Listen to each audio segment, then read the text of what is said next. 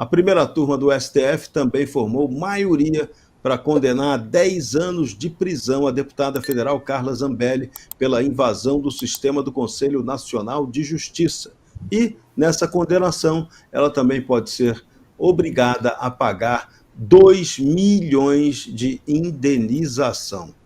O jogo está ficando bruto, meus caros Braddockers. Tá feia a coisa, a juristocracia não está poupando ninguém. Especialmente, é bom a gente lembrar, aqueles que uma hora disseram que iam ser candidatos possíveis ao Senado. Será que é por isso que a Carla Zambelli está tomando tanta pancada, Fabiana Barroso? Serrão, a coisa tá feia. Vamos lá, só hoje teve a condenação da Carla Zambelli, lembrando que teve a multa também de 2 milhões de reais, igualando ela e o tal do hacker, né, que eu acho complicadíssimo. Vamos lembrar aqui que o julgamento dela é completamente ilegal, inconstitucional e todos os aos, né, que eles gostam de falar tanto, porque foi aquele famoso julgamento virtual, onde não houve sustentação oral dos advogados dela. Isso complica demais, não é mesmo? Tem um peso muito grande, né? Então, a gente fica querendo passar pela tela e tentar defender o direito no Brasil. Não é sobre a Carla Zambelli, é sobre o direito, acima de tudo. Depois nós tivemos também, aí, assim, subitamente a PGR falou, pera, vamos também dar uma ajudadinha, porque a gente trabalha em grupo, não é mesmo? Eles falam que a Câmara foi corporativista, mas eu vejo do outro lado muito maior, né? Eles denunciaram o pai do Hugo Mota. Então o Hugo Mota, né, estava com medo, agora a ação já foi para frente, tem denúncia. Olha que bonito, não é lindo? Eu acho muita democracia para um dia só.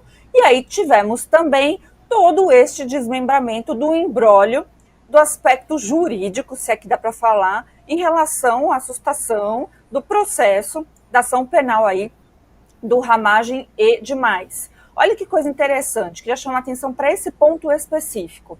Estão reverberando por aí todos, até gente assim do nosso lado às vezes está reverberando que, olha, o Congresso Nacional não pode suspender toda a ação penal. É mesmo. Eu achei também que o Supremo não poderia julgar pessoas que não têm prerrogativa por foro de função. E aí? Quem fez o pior? Quem fez primeiro? Qual o castigo que a gente vai dar e para quem? Olha só que problemão. Então, uma coisa só está acontecendo porque quem errou primeiro manteve o erro e ainda insiste em manter o erro. Outro erro, assim, absurdo. A ação penal está suspensa, não tem interpretação para o texto que foi aprovado na Câmara. Tá? Então, até nós vamos, espero que venha mesmo aqui, o relator aqui, o Gaspar, fez um excelente relatório e deixou isso bem escritinho ali, porque ele entendeu o que os constitucionalistas originários, adoro falar isso porque irrita o Barroso, então pensavam em relação à nossa própria Constituição, que é proteger parlamentares de perseguição política. Então, assim, tem que fazer valer o artigo 53. O como, aí é o Congresso que vai ter que pensar realmente, mas que existe uma ampla maioria, inclusive da base governista, para agir politicamente e forçar juridicamente tudo se enquadrar, é fato. Então, gente, é uma questão até de coerência. Em relação ao Fux, eu estava bem de olho nele. Até mandei, viu, doutor André Marcília, para quando estavam falando na revista Oeste, hoje, no Oeste Sem Filtro, eu mandei para a Paula, falei, Paula, pelo amor de Deus, corrige, porque essa retirada do voto do Fux foi algo, assim, complicado, porque a gente não... Pode ser uma falha do sistema? Pode, mas eu acho muita coincidência, né? Então, será que está rolando algo ali internamente para manipular os votos e forçar a barra? Não sei, o que vocês acham? Está muito estranha toda essa situação e espero, de verdade, ainda tenho, a Carminha não tem esperança, mas vai que o Fux peça um destaque, isso vá para plenário, porque também é o que diz a lei. A lei é clara, casos dessa feita tem que ir para plenário do Supremo e não ficar julgando em turma, ainda mais a primeira turma que está mostrando que de imparcial não tem nada. E vamos tratar do assunto do dia com o senhor. Nenhum poder é menor que o outro, foi o que o senhor declarou, e relator de toda essa história, Alfredo Gaspar, defendeu com veemência a prerrogativa da Câmara para sustar integralmente a ação penal contra a Ramagem. Seu argumento: essa casa não é menor do que qualquer outro poder da República. Foi o que você fez, declarou na sua defesa do Legislativo. Após a assustação, o ministro Moraes solicitou sessão virtual extraordinária com urgência para julgar essa resolução e estamos vendo o resultado. O Supremo, já por maioria, não vai aceitar, não vai respeitar a vontade da Câmara. Alfredo Gaspar, a sua avaliação sobre isso. O que a Câmara pode fazer diante disso? Esperar mais um pouco e aprovar a anistia depois das condenações, aprovar uma anistia imediatamente, né, e mostrar que a Câmara é soberana, ou qualquer outro tipo de reação? Porque 315 votos são suficientes, aí mostram que tem disposição na Câmara para aprovar a anistia por meio de proposta de emenda constitucional. E eu lembro, o jurista Ives Gandra da Silva Martins frisou que, se for proposta de emenda constitucional, a anistia não poderá ser contestada pelo Supremo Tribunal Federal, já que ela não fere nenhuma cláusula pétrea. Como é que você viu essa decisão do Supremo, que vai atropelando a decisão soberana da Câmara dos Deputados? Nós estamos vivendo tempos difíceis. Eu sempre defendi na minha carreira jurídica a independência e a harmonia entre os poderes. Eu não torço pelo quanto pior, melhor, mas o que nós estamos vivendo não é normal no Estado democrático de direito. Desde 2001, houve uma mudança constitucional para atender a sociedade. Parlamentar pode ser denunciado, não precisa de autorização da Casa. Mas pela vez primeira, nesses quase 25 anos, um partido político pediu a suspensão de um processo, justamente do deputado Ramagem, que eu tenho pouquíssimo conhecimento agora porque fui relator. Eu não tenho nenhuma paixão pela temática dessa suspensão, mas eu agi como fiz durante toda a minha vida no Ministério Público. Fui chefe do combate ao crime organizado por muitos anos, fui chefe do Ministério Público 2 vezes e professor de direito penal. Eu não sou o maior dos juristas, mas eu tenho um entendimento do direito. A essa altura da vida, já vi muita coisa acontecer, mas eu nunca pensei que o Supremo Tribunal Federal fosse se arvorar de vingador na República Brasileira. É o que está acontecendo. Olha, é muito simples. A sustação da ação penal tem que ser de crimes supostos que ocorreram após a diplomação. Vou dar um exemplo, a cabeleireira. Ela participou no 8 de janeiro e está denunciada exatamente pelos mesmos crimes do Ramagem. Quer dizer, o Ramagem, ele só pode ter a ação suspensa no dano e na deterioração, e os que participaram de 8 de janeiro estão denunciados pelos demais crimes. Porque a explicação é lógica. A organização criminosa narrada na denúncia, essa suposta organização criminosa, é um crime permanente. Se ela existiu, e eu tenho muita dúvida disso, ela durou até o 8 de janeiro. O golpe de Estado só ocorre com o governo constituído. Lula tomou posse em 1º de janeiro. Golpe de Estado só existe com violência ou grave ameaça. Isso só ocorreu 8 de janeiro. Abolição violenta do Estado Democrático de Direito, também existe violência ou grave ameaça. Se ocorreu, só ocorreu e se concretizou no 8 de janeiro, ou seja, o Supremo não pode dizer, como quis fazer, que a Câmara só podia observar 2 crimes. Por que não? Porque nós temos que ir à letra da lei, os fatos ocorridos após a diplomação. Então, se a organização criminosa começou antes, se isso existiu, ela permaneceu depois. E a abolição violenta e também um golpe de Estado. Então, foi por isso que, cumprindo a Constituição, sem permitir a interferência de outro poder, nós votamos pela suspensão da ação penal, que não é impunidade, não. É a suspensão por 1 ano e 6 meses e o povo vai decidir se Ramagem continua ou não parlamentar. Suspende a prescrição. Agora, o que está acontecendo no Brasil é que se só admite se a narrativa interessar a quem está no poder. Se a narrativa for diferente, então sequer se considera uma interpretação técnica e legal. Nós não podemos viver nesse estado de coisas inconstitucionais. Não podemos viver confrontando poderes para que um se sobressaia sobre o outro. Nós precisamos respeitar a Constituição. O Brasil precisa de harmonia, mas não irá haver harmonia se um poder quiser subjugar outro poder. José Sepúlveda, agora sim a sua análise sobre essa decisão esquisitíssima em que cria-se um impasse institucional perigoso, o Supremo Tribunal Federal, aí sim, desafiando a Câmara dos Deputados e relativizando o artigo 53 nos seus parágrafos 3º e 4 da Constituição. Eu queria saudar aqui o deputado Alfredo Gaspar, e a explicação dele foi, sim, cheia de... vê-se que é um homem de leis que está explicando, mas o que eu acho interessante é o seguinte: os jornais dizem que a Câmara desafiou o Supremo. Não, a Câmara não desafiou o Supremo. A Câmara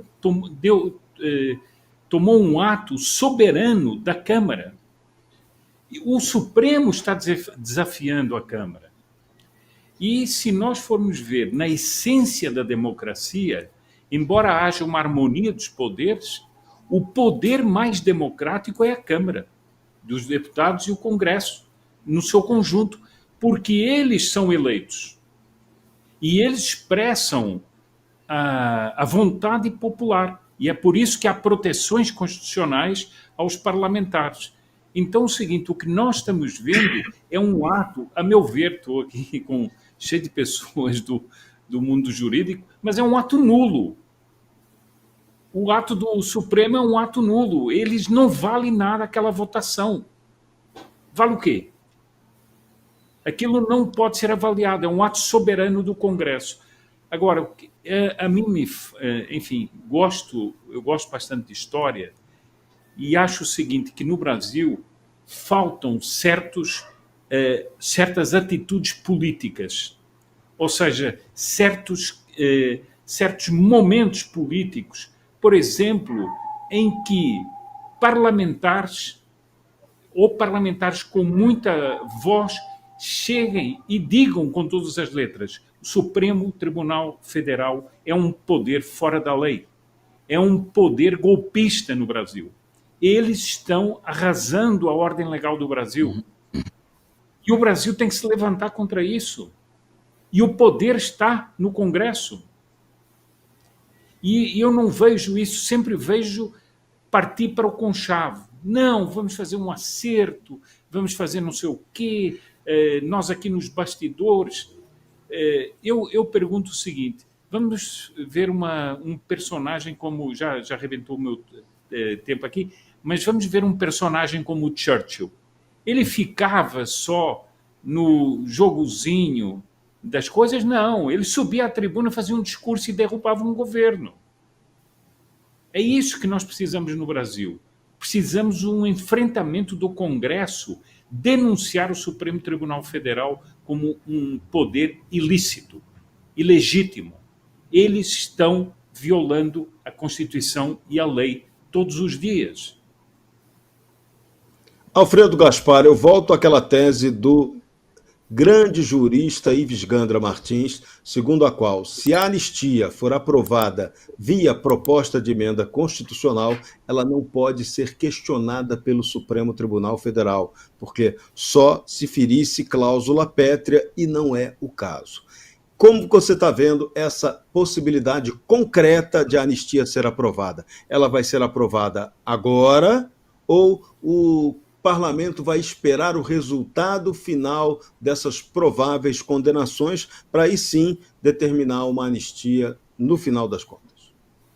Olha, eu não tenho dúvida nenhuma que nós deveríamos já aprovar a anistia, mas nós temos o presidente da casa, ele tem muita serenidade e firmeza, e eu tenho a impressão que, diante de tudo isso que está acontecendo, pode ser que o caminho seja pautar a anistia, mas também não tenho dúvida nenhuma que o Supremo Tribunal Federal, mesmo com a tese do Dr. Ives, não tenho dúvida nenhuma que o Supremo Tribunal Federal irá fazer o controle da constitucionalidade, como tem feito desde 2019, mais de 60 vezes que legislou substituindo o próprio parlamento brasileiro. Portanto, nós estamos em um momento que o Supremo avorou para si a função de poder moderador. A última palavra é dele e ponto final.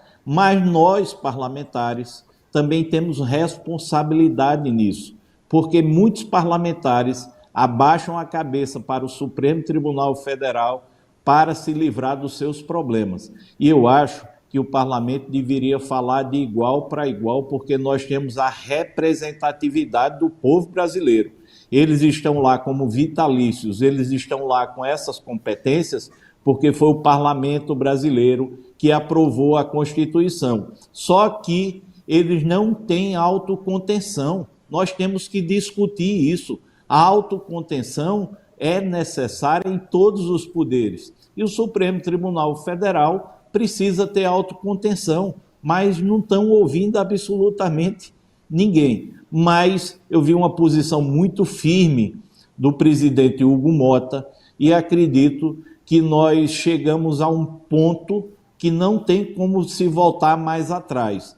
Temos que discutir a relação entre os poderes da República e colocar os pontos nos is. Darcio Bracarense, você tem uma pergunta para o Alfredo Gaspar. Pode fazê-la. Eu acho que isso está na boca do povo, né? O Alfredo Gaspar, só um breve comentário, eu acompanhei o trabalho dele enquanto eu era assessor na Câmara, fui assessor técnico da Comissão de Meio Ambiente, e o Alfredo Gaspar tem matéria nessa área também, acerca da indenização àqueles que são impactados por danos ambientais, e, portanto, não é um parlamentar da radical, conservador, nada disso, é um parlamentar absolutamente equilibrado, e também depois, quando eu era chefe de gabinete do Coronel Meira, acompanhei muito dos seus trabalhos. E é também um parlamentar muito próximo dessa pauta da justiça e da segurança pública, é alguém que tramita e conversa com qualquer matiz ideológica, foi secretário de Segurança Pública sob a gestão do Renan Filho, em Alagoas. Portanto, não é alguém que pode ser considerado um radical que está disposto a querer causar qualquer tipo de atribulação ou tumulto, né, dentro das instituições do país, muito pelo contrário. Agora, o Supremo acabou de afrontar e atacar um poder, algo que o Alfredo Gaspar disse aqui.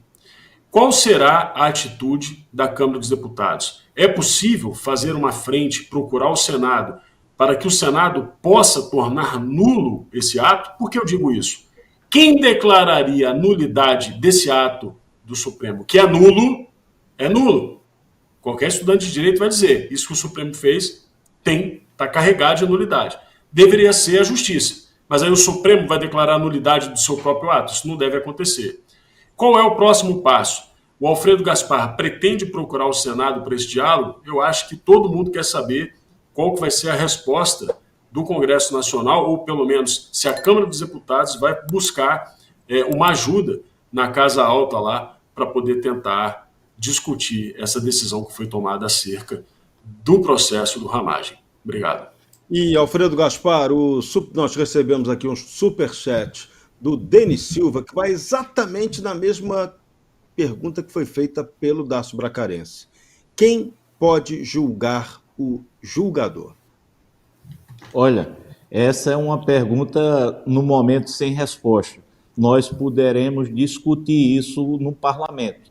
Mas, diante da pergunta do Dácio, eu quero dizer que é uma questão tão delicada, é uma questão que, intrinsecamente, nós temos nos incomodado muito com as interferências do Supremo Tribunal Federal no parlamento, que quem tem que comandar a tropa, quem tem que comandar a reação e o direcionamento é o presidente Hugo Mota, que tem quase a unanimidade da casa para combater os excessos de qualquer outro poder. Nós estamos esperando justamente o pronunciamento do presidente Hugo Mota para que nós possamos, junto a ele, buscar reação a essa grave violação das prerrogativas parlamentares. Você precisa assistir o melhor canal de notícias do Brasil. O programa que fala de tudo, que deixa você informado sobre tudo o que acontece no Brasil e no mundo. Ao vivo, todos os dias, no YouTube. Clique aqui e se inscreva.